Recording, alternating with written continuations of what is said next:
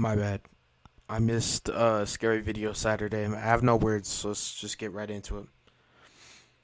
The end of Dillon Brooks. Do you feel like your team at large Sorry. took things for granted this year that you hadn't taken for granted in the past? I failed you, bro. Ja, you know the "I'm fine in the West" comment's going to get thrown back in your face at this point. Yeah, I don't mind. I don't care. I said it.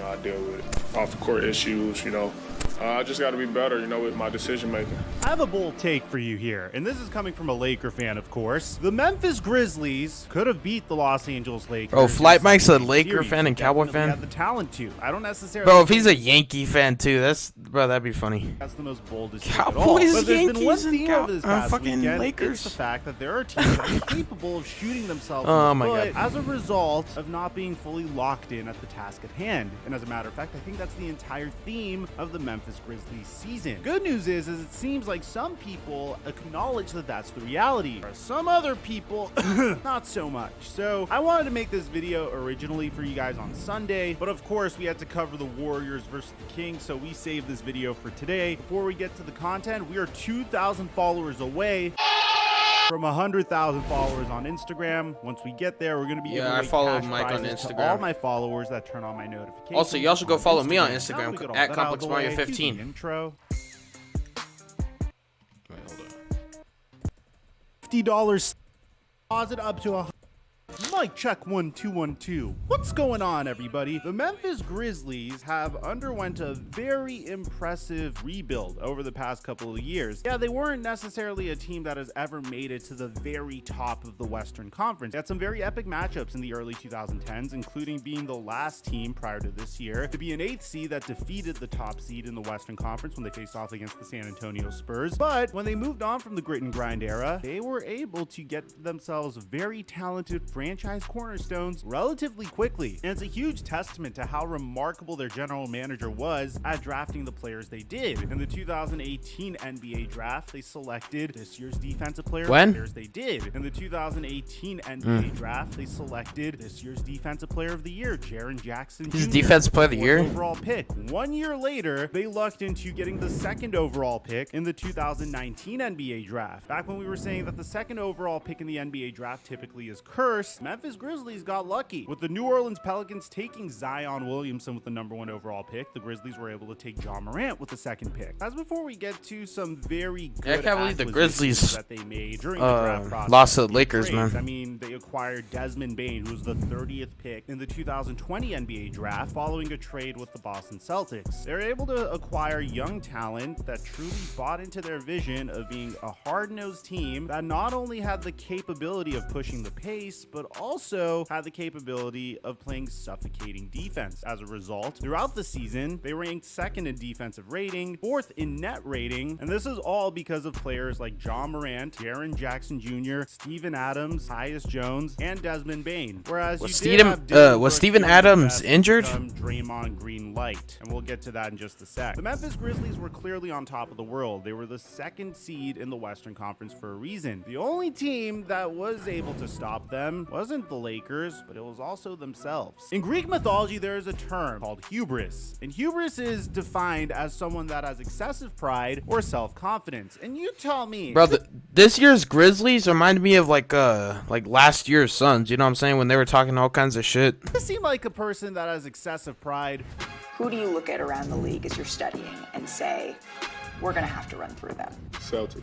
No one in the West. Nah, I'm fine in the West. And that wasn't the only issue. I mean, of course, you're a young team that is really coming into its own, and it appears as though you are the top team in the West. The Golden State Warriors, the defending champions, we're still trying to figure out how to pick up the pieces after, well, Draymond Green punched the living out of Jordan Poole. As a matter of fact, the last That time shit should not even have been leaked. I saw a team do something even remotely close to this was, well, none other than LeBron James. You remember when LeBron did this? But we also know you three kings came down here to win championships. Not one, championships. Not two. LeBron, tell us about Wait. I'll keep it playing. Hold on. Not 2, not 3, not 4, not 5, not 6, not 7. Hey. Ironically, they would only win 2, which is still fantastic, which is still remarkable. It is really funny because 2's the number he skipped at the end of the day, and the Miami Heat were definitely capable of way more. Same time, we're talking about a relatively young-ish LeBron James that was still learning a lot about himself, but I digress. Historically, there isn't a lot of teams that go out and brag about how good they are and then end up winning it all. As a matter of fact, a lot of sports fans love seeing those teams lose because it gives us moments like this. Ja, you know the I'm fine in the West comment's going to get thrown back in your face at this point. Yeah, I don't mind. I don't care. I said it. You know, I deal with it. So. I mean, I don't think there's a better feeling in all of sports than a team that talks a copious amount of trash like this. I don't care. He's old. You know, I poke bears. I don't respect no one until they come. This dude's such a dumbass, man. 40. And then having the opposing team handle it like this. I don't want to talk much more. Tomorrow's gonna be a great game. I'm not here for the bullshit. I'm ready to play, and that's it. I appreciate it. And then having the beef continue like this.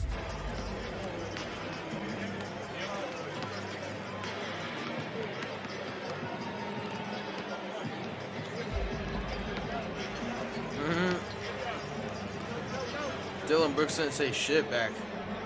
And then What a ultimately, bitch. at the conclusion of the series, you're seeing a bunch of clips like this.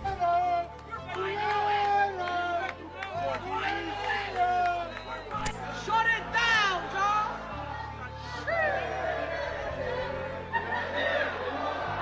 But I will admit, I have to give a lot of props to Ja Morant. Not necessarily Dillon Brooks, but most definitely Ja Morant. Dillon Brooks' career, by the way, might be in jeopardy here. I mean, after spending an entire year doing dance routines like this, and then giving us meme-worthy moments like suggesting that LeBron James doesn't want to go left. Who doesn't want to go left?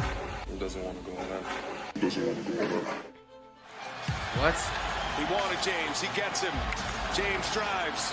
James is fouled. Bro, Dillon Brooks is trash, fam. I ain't even gonna lie to you.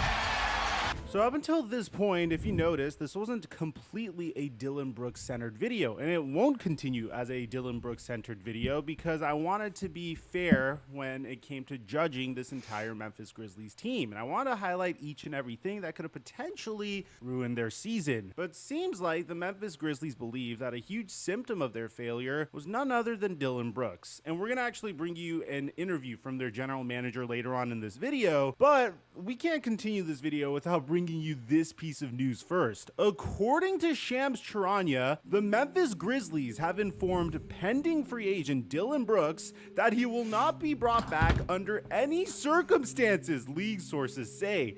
Guys, I want you to know, this is insane. I don't think I've ever seen this terminology whenever it comes to telling a player that he's not being brought back.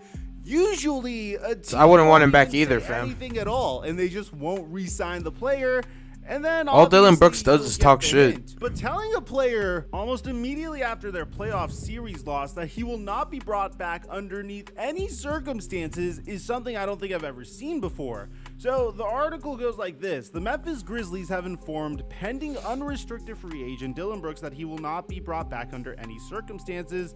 League sources tell The Athletic. After his tumultuous end to the season, Brooks was told about the Grizzlies' decision to move on in exit meetings with team officials in recent days. Those sources said.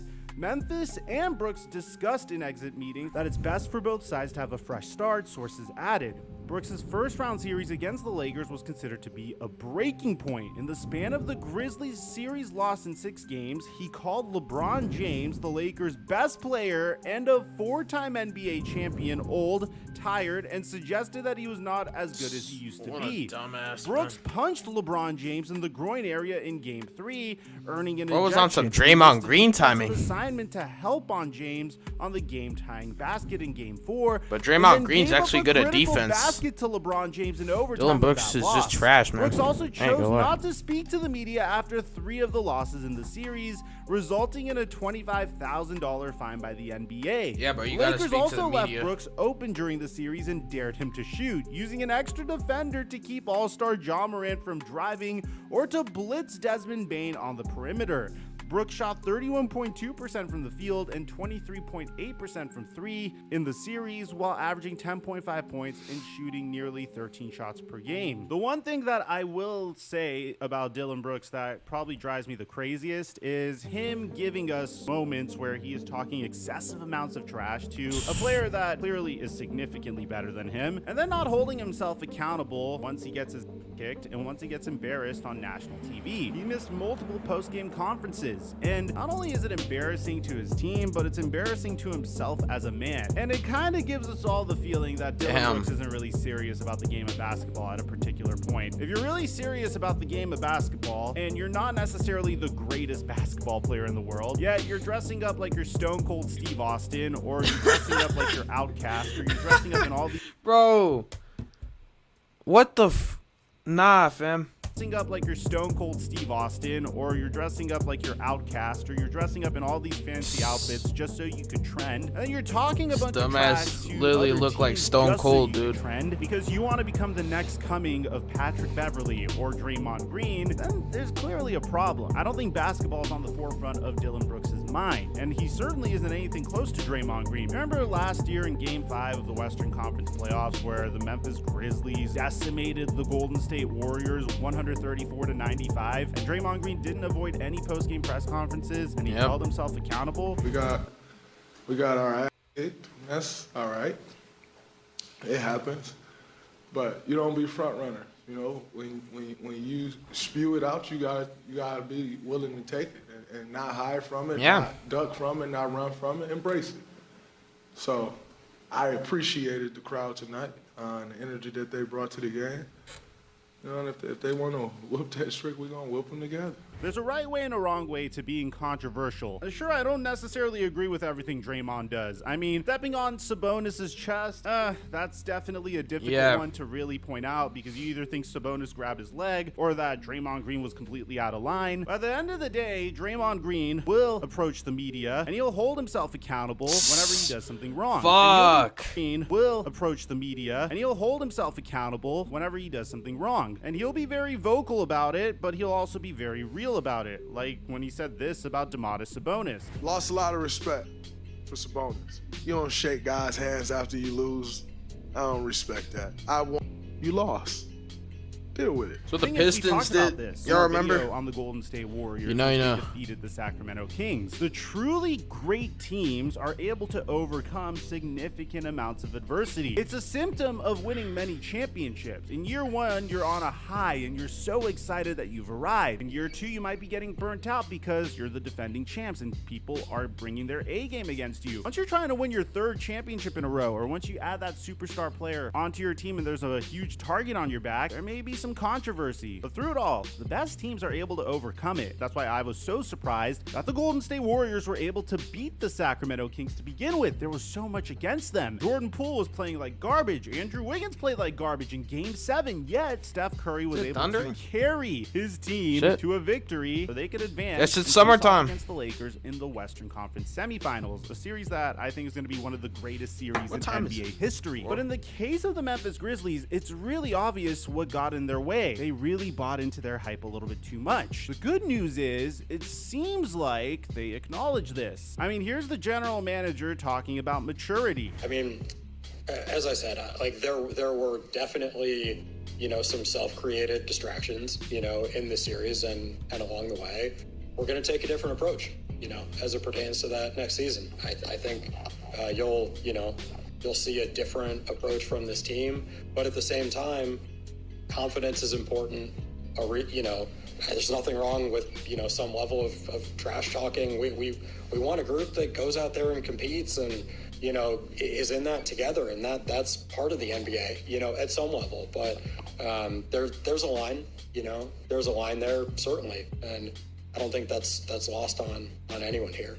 And I think there's no other person that learned a bigger lesson from this year than Ja Morant. We've made too many videos on Ja Morant this year. I mean, I could recite each and every controversy he got into in the order that it occurred off the top of my head. From him being accused of allegedly punching a 17-year-old kid at his home, to him appearing at the mall to confront a security guard to defend his mom, to Indiana Pacers security guards claiming that they saw a laser trailing on their heads at the conclusion of the game with the Memphis Grizzlies, to Ja Morant himself posting a video of himself. Why'd they link that with Ja Morant though? Onto his social media while he's at a strip club. All of these were distractions. And Ja Morant's credit, he realized this at the conclusion of the season. I think he realized it even before the playoffs even began. He realized that this is a team that could go very far. But at the end of the day, what happened was they got in their own way. A little bit too much hubris. This is what Ja Morant had to say. I've just got to be better with my decision making. That's pretty much it. Off the court issues affected us as an organization pretty much, and we just need more discipline. Ja Morant would also say that I feel like my development is more off the court than on the court, just being disciplined on both sides. Off the court, making better decisions. On the court, being locked in even more. Being bro, you got to make better decisions, Ja Morant. So however I attack any situation, I know my guys will follow. I've just got to be better in that area. Now, their head coach won't use that as he announced that Jimmy Butler is out for game 2 versus Knicks.